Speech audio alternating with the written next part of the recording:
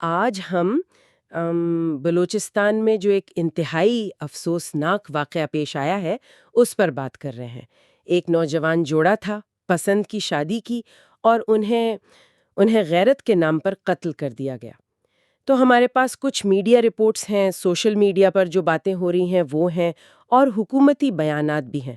کوشش کرتے ہیں کہ اس مختصر گفتگو میں اس واقعے کے جو اہم پہلو ہیں، پس منظر کیا ہے اور اس کے یوں کہیں کہ اثرات کیا ہو سکتے ہیں، ان کو سمجھیں۔ جی بالکل، یہ واقعہ اپنی نوعیت میں تو یہ ہولناک ہے ہی، لیکن یہ ان گہرے سماجی اور قانونی چیلنجز کی طرف بھی اشارہ کرتا ہے جن کا سامنا ملک کے کئی حصوں کو ہے، اور خاص طور پر جس طرح یہ سوشل میڈیا سے سامنے آیا نا، اس نے ایک نئی بحث کو جنم دے دیا ہے۔ اچھا، تو تفصیلات کیا ہیں؟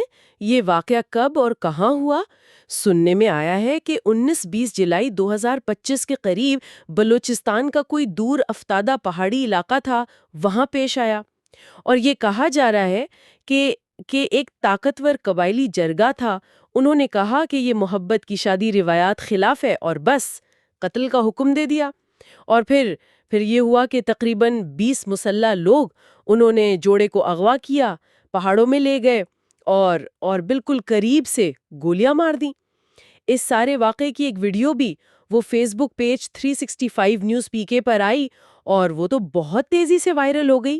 جی، اور اس ویڈیو کا جو سب سے زیادہ دل دہلا دینے والا حصہ بتایا جا رہا ہے، وہ مقتولہ جن کا نام مقامی میڈیا شیٹل بتا رہا ہے، ان کے آخری لمحات تھے۔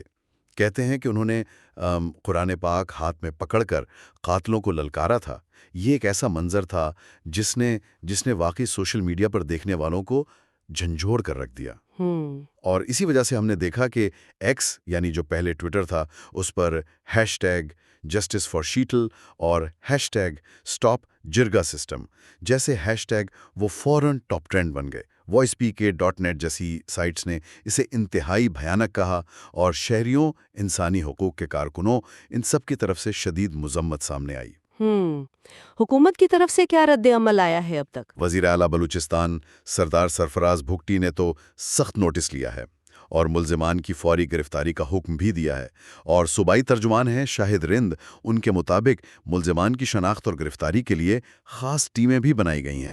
جی، حکومتی رد عمل تو آیا ہے، لیکن یہاں ایک بات یاد رکھنی ضروری ہے کہ پاکستان میں 2016 میں ایک قانون بنا تھا غیرت کے نام پر قتل کے خلاف۔ ٹھیک۔ مقصد یہ تھا کہ اگر خاندان والے معاف بھی کر دیں تب بھی قاتل سزا سے نہ بچ سکے، مگر جو ناقدین ہیں وہ یہی کہتے ہیں کہ اس قانون پر عمل درآمد وہ اب بھی ایک بڑا چیلنج ہے۔ یعنی قانون تو ہے پر عمل درآمد؟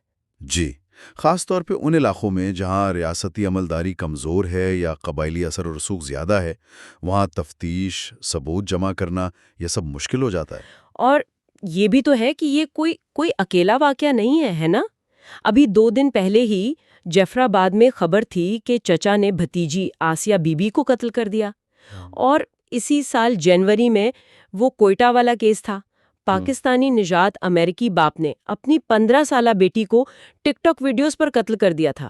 اس پر تو باہر بھی بہت بات ہوئی تھی۔ ہاں بالکل، اور اگر ہم human rights commission of Pakistan کے اعداد و شمار دیکھیں تو صرف 2024 میں سینکڑوں لوگ غیرت کے نام پر قتل ہوئے، اور یہ تو صرف وہ ہیں جو رپورٹ ہوئے ہیں، اصل تعداد تو شاید کہیں زیادہ ہو۔ یہ واقعات ظاہر کرتے ہیں کہ مسئلہ صرف قانون بنانے کا نہیں ہے، بلکہ معاشرے میں جو گہری جڑیں ہیں کچھ رویوں کی، جرگہ سسٹم کا جو اثر ہے، اور قانون کے نفاذ میں جو کمزوریاں ہیں، یہ سب مل کے صورتحال بنا رہے ہیں۔ تو اب لوگ کیا کہہ رہے ہیں؟ کیا مطالبات ہیں؟ سوشل سوسائٹی، انسانی حقوق کی تنظیمیں وہ تو مسلسل کہہ رہی ہیں کہ یہ جرگہ سسٹم ختم ہو، قانونوں پر سختی سے عمل ہو، اور جو متاثرہ خاندان ہیں ان کی مالی اور قانونی مدد کی جائے۔ آن لائن مہموں میں بھی بلوچستان میں خواتین کے تحفظ کے لیے کوئی ہاٹ لائنز بنانے کی تجویز آ رہی ہیں۔ ایک اور بات، سپریم کورٹ نے 2019 میں جرگوں کے ذریعے سزائیں دینے کو غیر قانونی قرار دیا تھا، لیکن اصل چیلنج وہی ہے کہ اس فیصلے پر عمل درآمد کیسے یقینی بنایا جائے۔ اگر بڑی تصویر دیکھیں تو صرف قانون بدلنا کافی نہیں لگتا۔ جب تک صنفی برابری کو فروغ نہیں دیا جاتا، تعلیم تک رسائی بہتر نہیں ہوتی، पुलिस में इस्लाहात नहीं होती, तब तक शायद हकीकी तब्दीली मुश्किल है। ये वाकया ये एक बहुत तकलीफदेह याद दहानी है कि कैसे ये रस्म व रिवाज और नाम नेहाद गैरत के नाम पर इंसानी जानें ली जा रही हैं। जब तक इस जिरगा कल्चर को और इसके पीछे जो फरसूदा सोच है उसे कानूनी और समाजी दोनों सतहों पर चैलेंज नहीं किया जाता, तो डरें कि इस तरह के वाकयात होते रहेंगे। जी, ये सिर्फ एक खबर नहीं है, ये तो हमारे मुआशरे में इंसाफ, कानून की हुक्मरानी और बुनियादी इंसानी हुकूक की जो हालत है उस पर एक सवालिया निशान है।